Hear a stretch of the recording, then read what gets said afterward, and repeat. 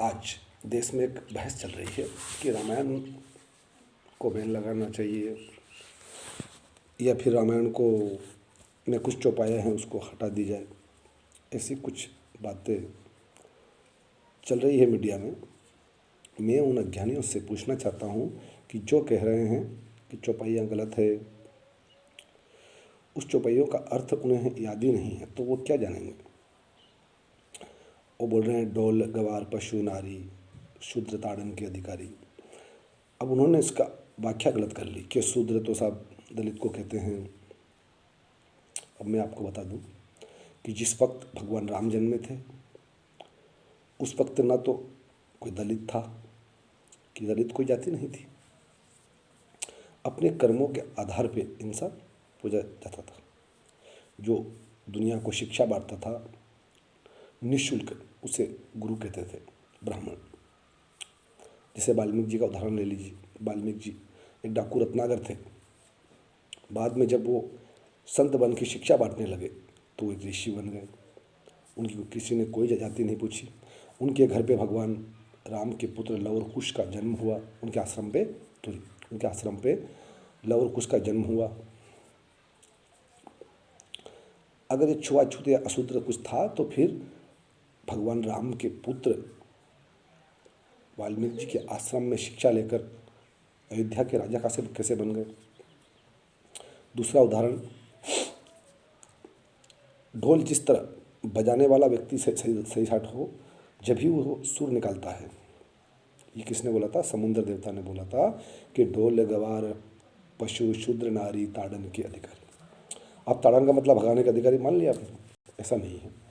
समुद्र देवता ने ये बात इसलिए बोली थी कि मैं ठहरा मड़ बुद्धि। जिस तरह ढोल को बजाने के बाद सुर निकलता है, उसी तरह गवार व्यक्ति जो कभी गुरुकुल ना गया हो, कभी पढ़ा लिखा ना हो, और गुरुकुल जाने से पहले उस व्यक्ति की जो हालत रहती है वैसा मेरी हालत है। दूसरा आपको जो मेन मुद्दे पे आता हूँ, शूद्र जो शब्द दिया गया है कि शूद्र उस वक्त कर्म के आधार पे माना जाता था। जैसे कोई व्यक्ति मान लिया जाए जिसे कोई ज्ञान नहीं, और जिसे अज्ञानी है, मांसाहारी है, प्रभु को नहीं पहचानता, देवताओं को नहीं जानता, धर्म को नहीं पहचानता, उसे बोल देते शूद्र। तो समुद्र ने बताया कि ये जो शूद्र व्यक्ति होता है जब तक इसको शिक्षा नहीं दी जा सकती, अब शिक्षा देने के लिए उसे गुरु आपको जब स्कूल में एक शिक्षा देता है ना तो डरा डरा के आपको पढ़ाता है। इसी तरह उस शूद्र व्यक्ति को डरा धमका कर ही शिक्षा दी जाती है। इसलिए आपने मुझे डराया और मेरे अंदर ज्ञान उत्पन्न हो गया। समुद्र देवता ने बोला। अब आपने अपने समाज की ओर ले लिया है तो दलितों का अपमान हो रहा है, या फलाने का हो रहा है, ढिंका का हो रहा है। कहीं रामायण में चमार, मालवी, बलई ऐसा कोई जिक्र नहीं। फिर भी आप उसे ज़बरदस्ती हिंदू में फूट डालने के लिए, हमारे ही लोग जो विदेशों से फंड आता है उनके पास, वो क्या नाम, उत्तर प्रदेश के समाजवादी के नेता स्वामी प्रसाद मौर्य। अब उससे ज्ञान ही याद नहीं रामायण में क्या है। रामायण में कहीं भी किसी जाति के बारे में नहीं बताया गया। अगर जाति से छुआछूत या अशुद्ध माना जाता था तो फिर निषाद राज भील एक कबीले का सरदार राजा था, अपने राज्य था, उसके मंत्री भी थे और भगवान राम के बराबरी पर बैठता था, भरत जी को गले लगाया था।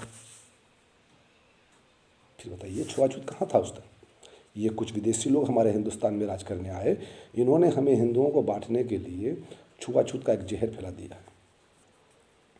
भाइयों, इन विदेशी लोगों से बच के रहे और हिंदू में फूट डालने का जो प्रयत्न किया जा रहा है इससे बचें।